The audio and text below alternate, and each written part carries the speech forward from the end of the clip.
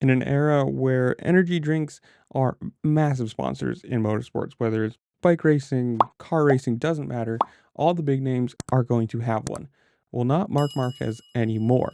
If you know anything about the sport, you know that the Ducati team that he just signed with is technically sponsored by Monster Energy. And him, Marc Marquez, having been on the Repsol KTM, or not Repsol KTM, the Repsol Honda for so long, he always had a Red Bull sponsor. Well, not any longer. His quote saying this: Ducati has another sponsor, so we can't continue. Out of respect for Red Bull, I will not have a personal sponsor. I want to thank the Red Bull family and I hope we remain friends. Now, I guess technically there's going to be something where the bike can be branded with the Monster logo, but he's not going to.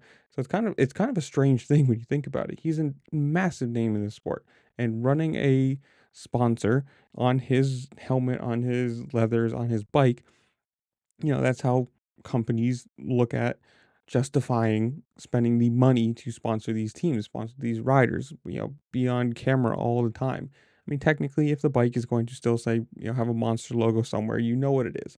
But for him to not be a monster, I guess, monster rider, I don't know how you want to say it, monster sponsored rider, not a Red Bull rider anymore, Red Bull athlete. This is big. I mean, this is Monster Energy, Red Bull, gas. Well, no, I guess those are really the only two that sponsor energy drinks. Let's just go with that way. Are in this era what Marlboro and Bud Light and everything else was in the 90s, 80s, 90s, whatever. And all these big sponsors, you look at every single one of these guys have an energy drink sponsor, whether it's, I'm assuming 90% of the field, 99% of the field, whatever, is Red Bull or Monster. There might be some little one like other ones, but this is big. I mean, it's a lot of money not being spent. It's a lot of money that he's not getting as a rider. I mean, obviously he doesn't need it at this point. The contract with Ducati by itself has got to be massive. I don't know the actual numbers on that. So if you do, comment down below, tell me what you think, or tell me what you know. But and it's not big news in the sense that it doesn't really change anything. It doesn't, it's not him changing a brand. It's not him, whatever. But it's still big news in the fact that that's a big change to go from sponsored by one company for so very long to now just saying, nope, out of respect for them, I'm not going to have a sponsor. Uh, I don't know. Technically, he's not sponsored. Like Pecco Bagnaia, his teammate is a Monster Energy rider, but apparently the bikes will have logos, the suit, and maybe the inside of the cap.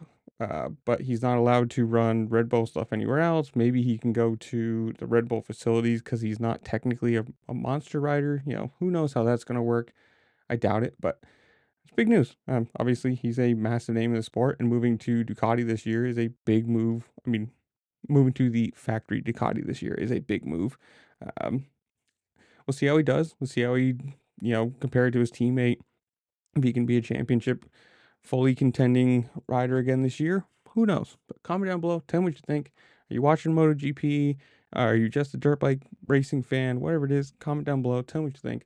While you're down there, make sure to like, share, subscribe to all the fun things this platform allows you to do because it really just helped me out and I appreciate it.